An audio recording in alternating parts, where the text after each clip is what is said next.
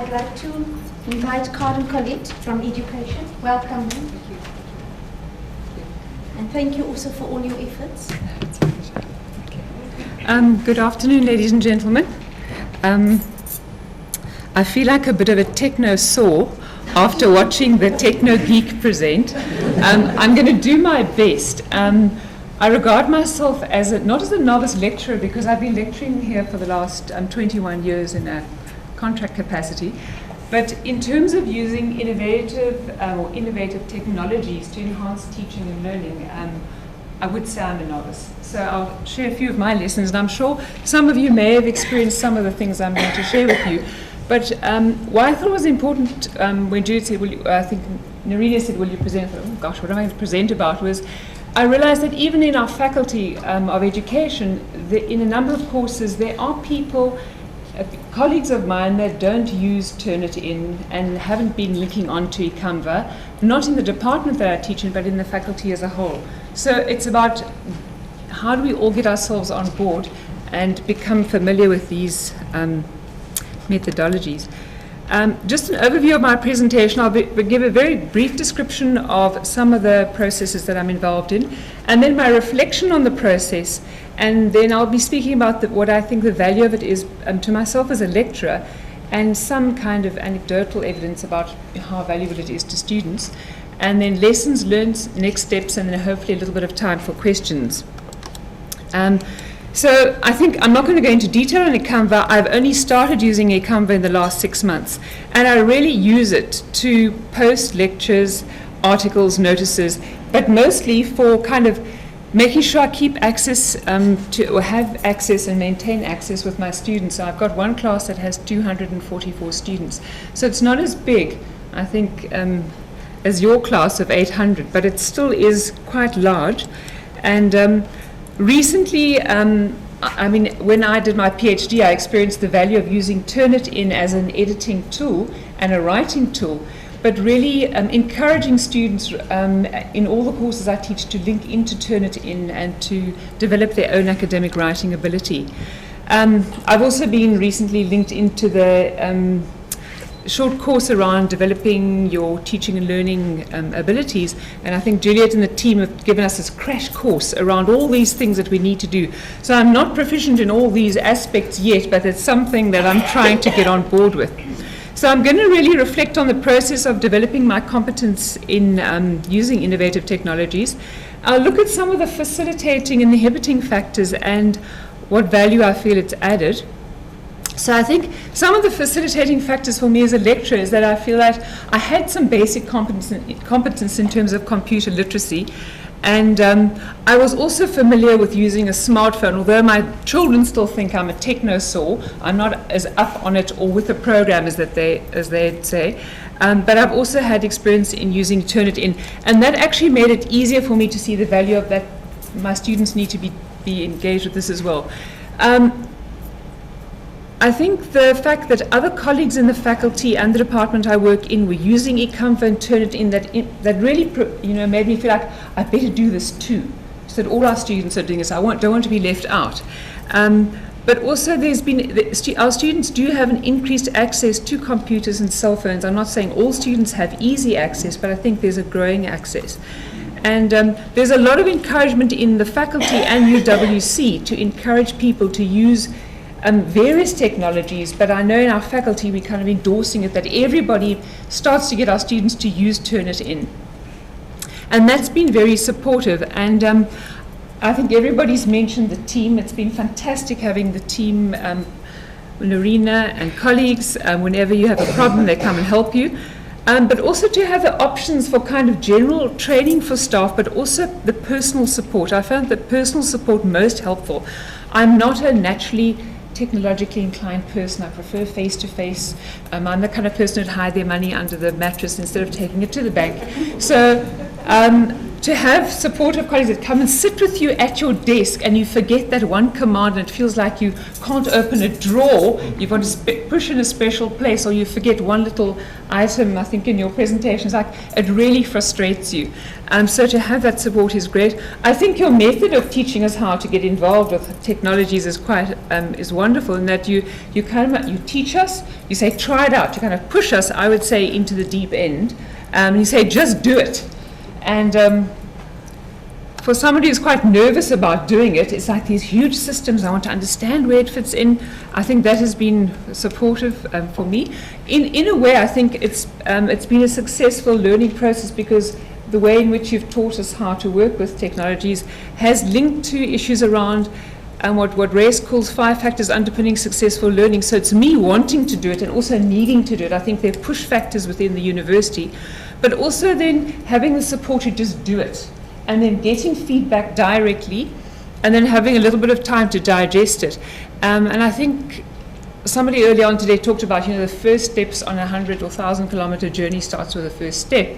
And this really is a process of starting off with something and trying to digest it and then taking the next step. So I hear all these things about podcasts and vodcasts, and oh, that could be wonderful, I'll get there.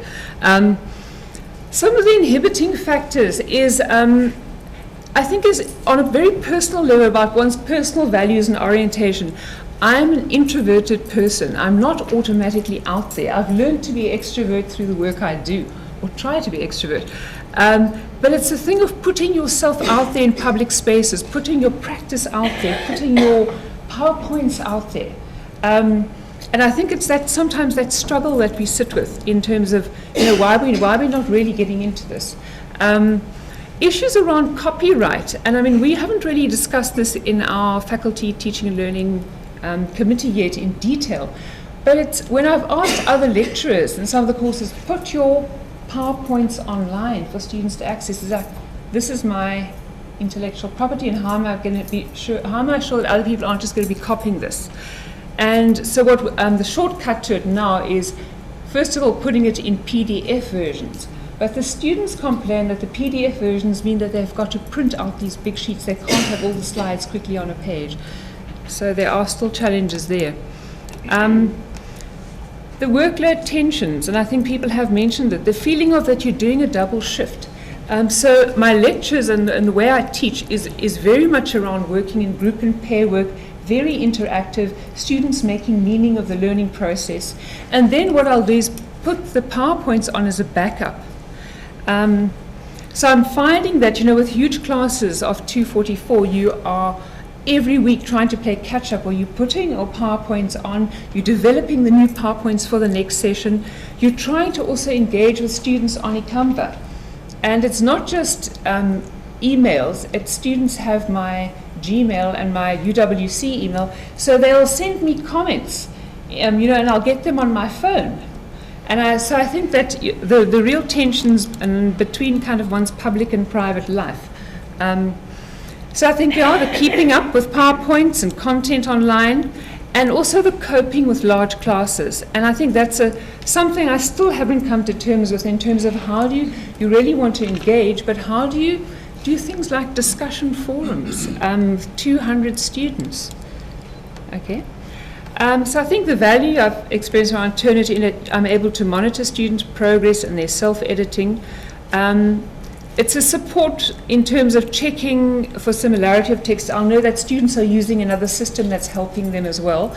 And also developing the students' academic writing. So I think if students are really using Turnitin properly, they're getting that kind of support. I found that eCanva helps to improve my communication with students and builds a relationship between me and my students, especially in big classes. So I'll often, at the end of the week, post a little announcement on eCanva. Hope you're all doing fine and you've seen we had this assignment. So kind of keeping that link alive. And it's a more personal link in a way. It's a little bit like, having cell phones and WhatsApping. Not that we belong to a WhatsApp group, but I think eCanva can serve that purpose with the group as a whole. It enables access to large numbers of students quickly. So I think you mentioned, Nadine, I think the announcements, putting announcements out to a huge group of students, making sure they know that the test is in G1 at 4 o'clock. and they're not going to miss that venue and they're not going to miss the time. Ensuring a more responsive and flexible approach to student learning, I think it does, and it supports a green environment. I'd say paper saving. Students aren't having to print out all these things. The value to students. So I would say, I think I've mentioned what the value to me, but various levels of value to students. But I think this needs research. And I don't know what research is currently being done on how eCanva really is. You know, what value it holds for students. And also, it also depends on how the lecturer uses eCanva. Lessons learned.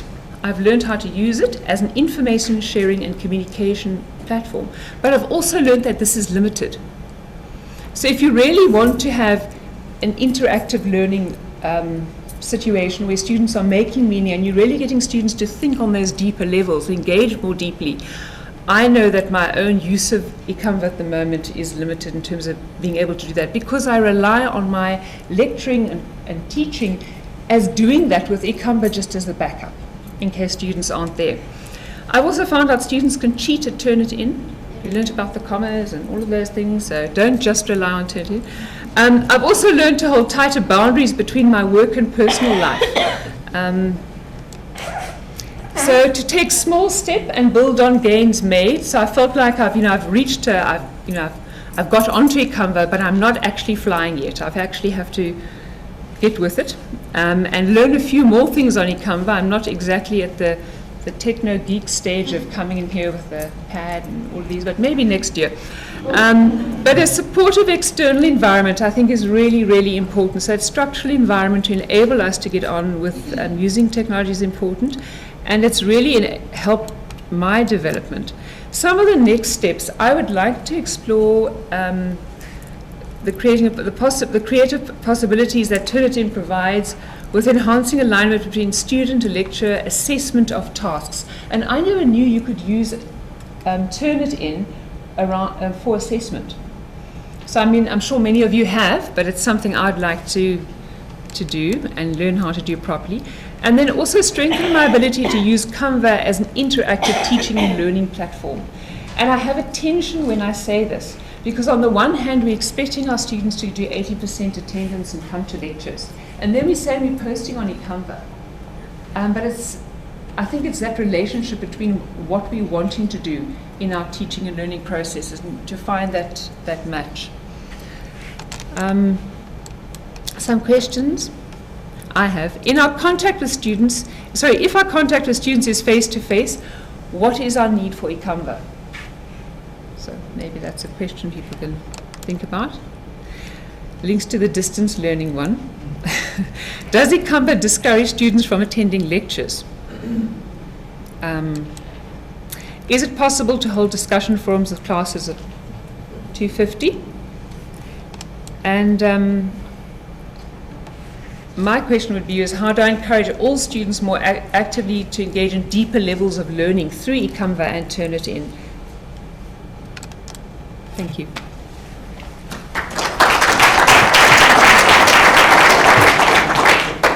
Do I want us to answer that now? Please. Any comments or questions will be useful, and yeah. It'd be just nice to know if anything has resonated with your own experiences, and my experience would be interesting. Yes, I just on the relationship between the face-to-face lecture and Canva. I mean, I've had colleagues also who said they won't post lectures on Canva because then the students won't come to the lectures. But I mean, first of all, of course, you're really committed students will absolutely, they'll read the lecture beforehand and they'll come. That's ideal. But the way what I found really helpful to me is that because the lectures are on Canva and ideally already before you, well, that depends on which course you did. Of course, you've done before, or anyway you can't do it.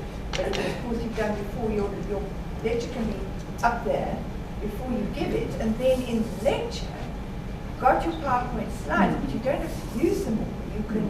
You can elaborate on one thing and not on another, and you don't have to feel my goodness I'm going to get through all this, because you can say to them, okay, I'm going to skip this and this, and you go and read it on the Canva, but I want to talk about this. And it allows a little bit of space for interaction in class, because you're not doing the steam train thing of getting through the slides. So for me, they're not opposites. But that's, Thank you. Thank you.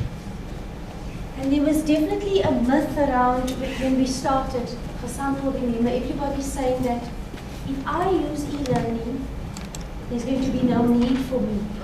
Well, you still have the power. If you're a bad teacher, you'll be a bad online teacher. If you're a good teacher, you're going to be a good online teacher. It's the design at the end of the